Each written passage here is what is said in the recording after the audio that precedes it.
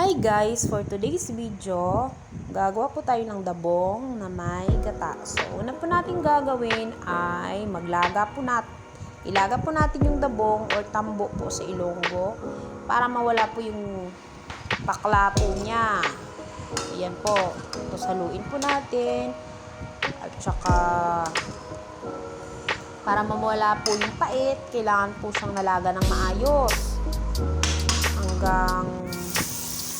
ang sunod po natin gagawin ay mag-isa po tayo ng hipon, sibuyas, bawang, at saka sili.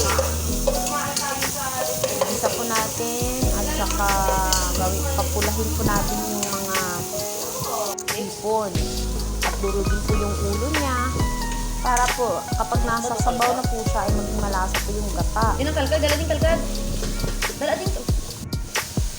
At ang susunod po natin gagawin ay ilalagay po natin yung gata. Yung gata.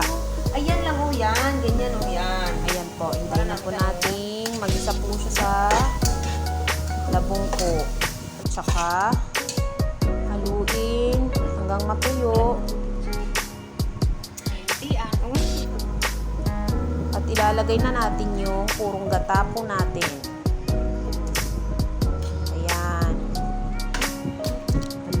Natin siya at kumukulo na po siya. At ang susunod po natin gagawin ay lalagyan po natin ng sili green. Oo nga. At konting tubig po para hindi po siya ma-short. At ilagay na natin yung dahon ng saluyot.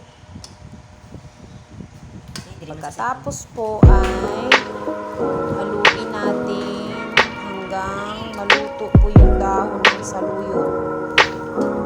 Pwede nyo pong gawin ito sa inyong bahay. Try nyo lang po kasi nag-experiment lang din po ako.